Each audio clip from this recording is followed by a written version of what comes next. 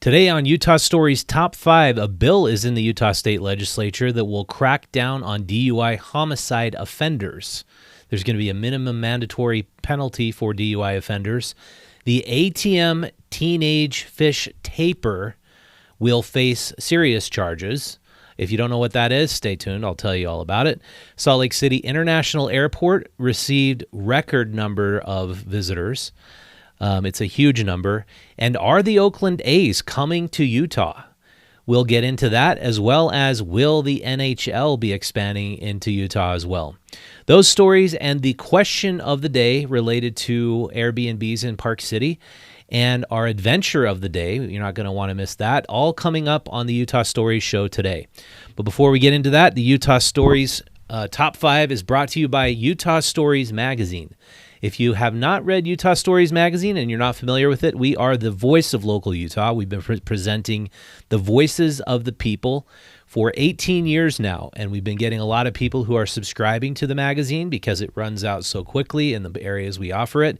So get online, go to utahstories.com, take advantage of our great offer right now. Just $3 a month gets you the voice of local Utah delivered right to your home. It is a print reading experience. It has a lot of awesome suggestions for how to enjoy local Utah, and it presents the voices of local Utah. What more could you ask for? So get online, check it out today. All right, so let's get into our first story. So a bill is currently in the Utah State Legislature that could raise the minimum sentence for DUI homicides from which is currently 1 to 15 years to a minimum mandatory sentence of 5 years. If the House Law Enforcement and Criminal Justice Standing Committee had a debate on Monday over the bill that could raise the minimum sentence for DUI homicides from currently 1 to 15 years, and if the bill passes, it will go into a minimum mandatory sentence of 5 years. That issue and the issue that many families have with the current legislation, according to Representative Andrew Stoddard, is who sponsors the bill, described it as one of the case of the sentence for a drunk driver is completely out of the hands of the victims. It could be 1 year, it could be 15 years. The victims are never, considered. This committee unanimously favored the bill. Sounds like it could be good legislation, especially those families who are suffering due to lost loved ones due to DUIs. And we had a record number of fatalities on Utah's roads last year, up 35% from the previous year it was tracked. Our second story today is a Utah teen is facing charges for taping fish to ATM machines. His social media bio reads, "Live, laugh, tape fish on ATMs." Apparently, an extremely bored Utah teen got in trouble after taping fish to ATMs and posting it on social media, including the social media posting of a trout on a police car. The account to which it contained these postings was named fish_bandit84. The teen is now facing 2 charges of property damage. Our next story, a record-breaking number of passengers passed through Salt Lake City's International Airport. It recorded its highest number of passengers passing through. The airport saw a total of 26,952,754 people, an enormous number of people passing through our international airport. I was one of them a week ago, and it was very, very smooth compared to my destination, which was Mexico, which took a very, very long time to get out of customs. And our next story is Utah might be the home of a new Oakland A's baseball team. The Oakland A's are leaving Oakland, and they're reportedly going to Las Vegas. But the problem is the Vegas stadium will not be completed until 2028. The future home of the Salt Lake Bees in South Jordan may be a temporary home for the Athletic A's. Steve Starks, the CEO of Larry H. Miller Company, released a statement discussing the A's visit to Utah.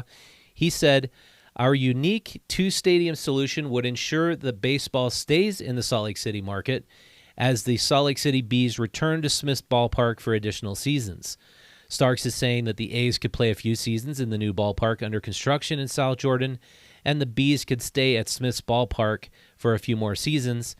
The lease on the Oakland Coliseum expires after the 2024 season, so we could see the Oakland A's conceivably playing in the 2025 season.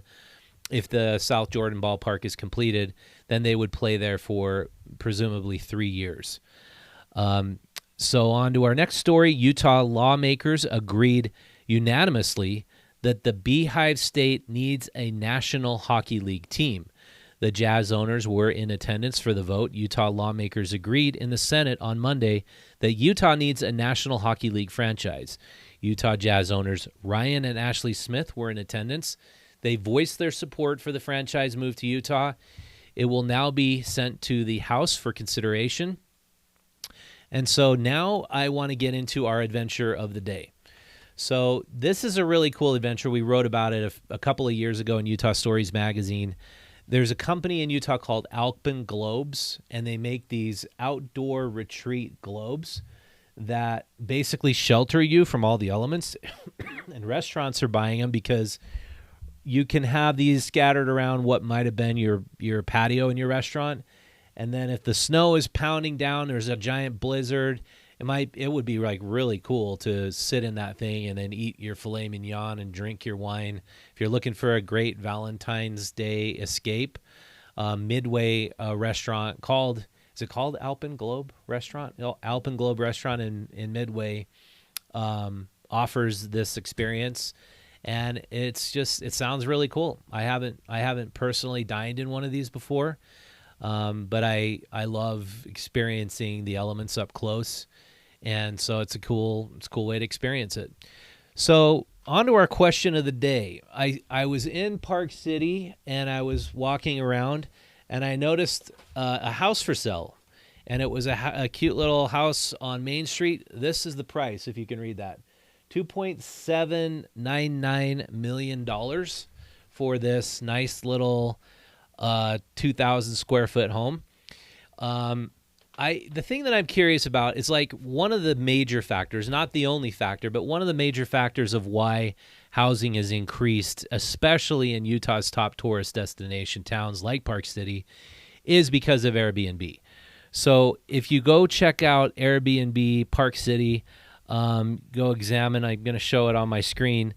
There's all sorts of options available that are ranging between $600 for a 2-bedroom apartment.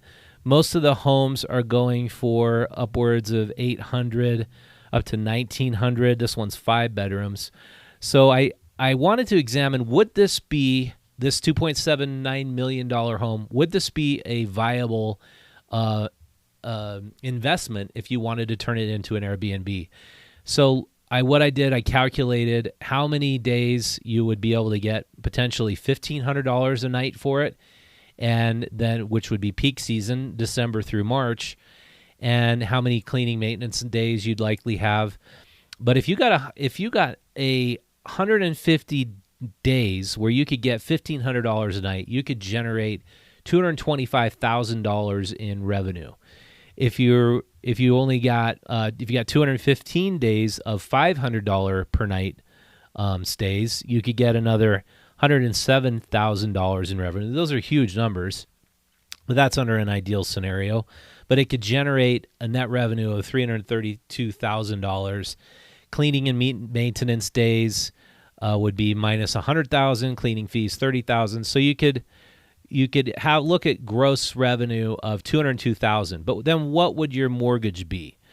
I did a mortgage calculation based on a 7% interest rate. I don't know if you could actually get that low if it's an investment property. Home insurance is probably more than that. Property taxes at 1.2% are also going to probably be more than that. But I just thought I'd get a basic idea. If you were able to do that, your mortgage payment would be $15,000 per month, $180,000 per year. That could generate a positive net revenue, net revenue of $23,000. So, this is exactly why so many people are buying up these properties all over Utah in our best tourist destinations. Even places like Capitol Reef National Park in Teasdale and Torrey, those properties are getting saturated with Airbnbs. So tell me in the comments below, do you like this trend? Do you think there's a way, do you think cities should curtail or restrict Airbnbs?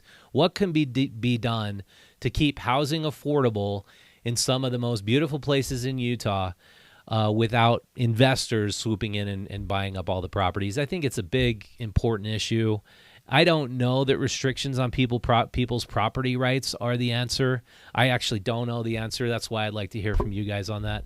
So leave us your comments on any of the stories we left below. I think it's an interesting phenomenon how we are working to get a Major League Baseball team in Utah. Obviously, we're now big enough to support a team, but are we going to have the fan base? I think it's an interesting idea to test that concept here in Utah. And so leave us your comments on that as well. And again, this podcast is brought to you by Utah Stories Magazine. Go out and check out utahstories.com. And even if you don't subscribe to the magazine, subscribe to our free digital newsletter, and we will send you the voice of local Utah weekly in an email. And you can stay connected to all the best, most important local issues that impact the quality of life in Utah. Utah Stories is fully independent, meaning we do not have corporate overlords dictating our coverage. We seek to find the truth. We seek to send out intrepid reporters in asking some of the most important questions that impact Utah and shaping Utah moving forward. So with that, thank you so much. This has been Richard Markosian. I'll see you next time.